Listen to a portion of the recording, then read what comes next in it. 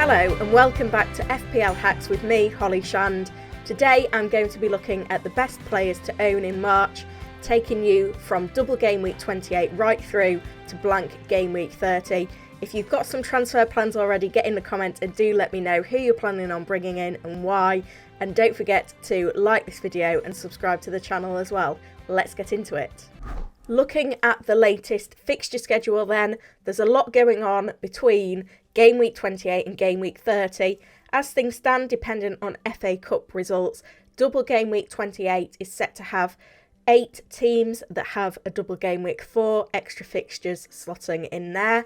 Then double game week 29, we're looking like we've got 6 teams having a double game week with 3 extra fixtures slotting in. And as things stand, game week 30 will be a blank game week due to the FA Cup quarter-finals going on at the same time, which means at the moment only 6 teams are guaranteed a fixture for blank game week 30. That could change, we will know more ahead of the game week 28 deadline, but that is how things stand at the moment. Now, there are a few clubs that I would be more interested in than others for a variety of reasons.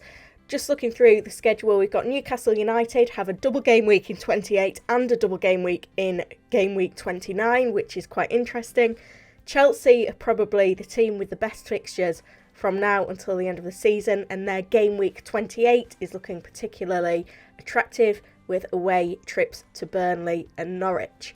Now, looking further into the schedule, one thing that jumps out is those teams that not only have a double game week in game week 28 but are also guaranteed a fixture in game week 30.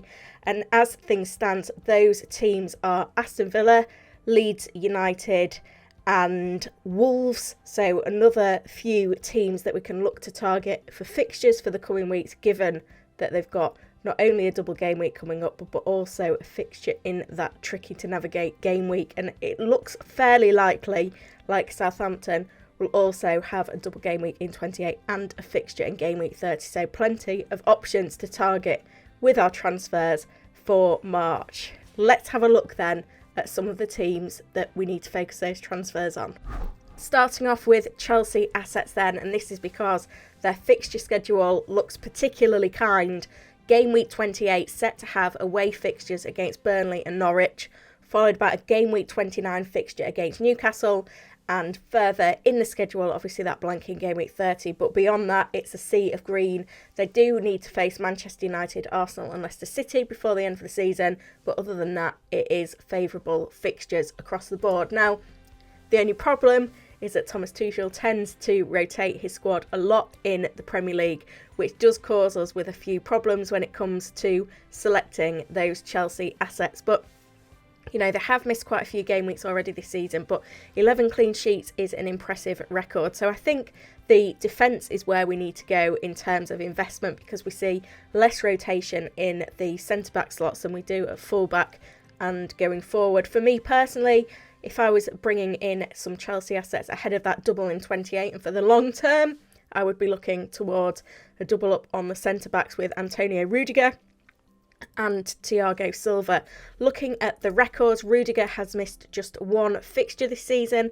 Thiago has struggled a little bit more with fitness, but between them they have 9 attacking returns this season, which is a very credible record. I think because Tuchel often goes with that 3 at the back, it does give them licence to get forward at times, and obviously some clear threat at set pieces as well. So, you know, 2 away trips to Burnley and Norwich could give us a couple of clean sheets, and then that fixture schedule going forward also gives us a lot of promise. So I think if you were to go anywhere from Chelsea and you want nailed on assets, the centre backs are the way to go.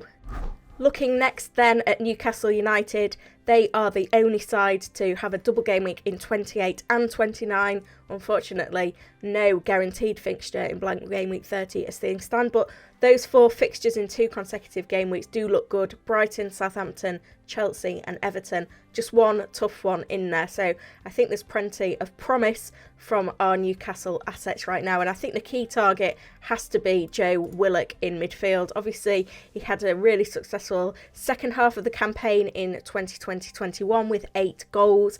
And since finding his way back as a consistent starter in this Newcastle United side over the last 4 game weeks, he's delivered attacking returns in the last 3 with 2 goals and 1 assist. So he looks like a great target at the moment, and I'm sure that will continue.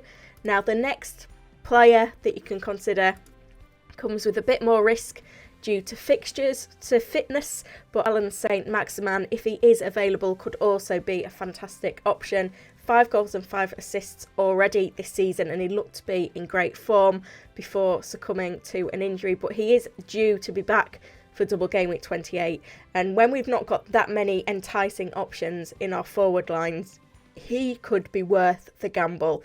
But it is a gamble purely down to fitness. But I think if you was to look for a forward in the game for the next 3 game weeks at a budget price, he's probably the best of those options. Moving on then to Aston Villa, they've got a double game week in 28 against Southampton and Leeds, which looks like a great pair of fixtures, and add into the mix a guaranteed fixture in game week 30 at home to Arsenal. They look wise for investment for the longer term now. And then when it comes to captaincy in game week 28, I think Philippe Coutinho is probably one of the standout options with a double game week. He has 2 goals and 2 assists since arriving at Aston Villa, and has looked in great form in terms of the chances he's creating for others and the positions he's taken up on the pitch. The side have struggled a little bit for form in recent games, but I think they're more than capable of bouncing back with this pair of fixtures. I'd also be having a look in defence. Lucas Digne, to me, is a standout right now. Clean sheet in the last game.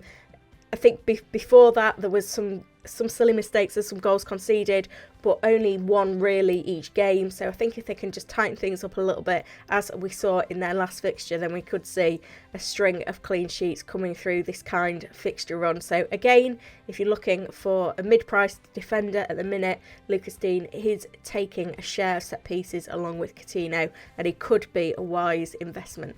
Now, Southampton are a team who are in great form this calendar year, unbeaten so far in 2022, and again their fixtures are looking very appealing. A double game week 28 with Aston Villa and Newcastle, followed by Watford in 29 and a Burnley fixture in game week 30, which at the moment looks likely to be going ahead.